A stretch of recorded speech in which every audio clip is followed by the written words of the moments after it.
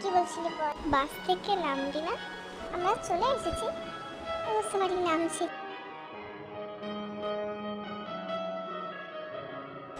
এটা কি বলা উচিত হবে? বলেই দি। জাঙ্কুক, তোকে একটা কথা বলবো। বল। I love you so much. আমি তোকে আজ থেকে না, আমি তোকে 5 বছর আগে থেকে ভালোবাসি জাঙ্কুক। কি কিছু তো বল।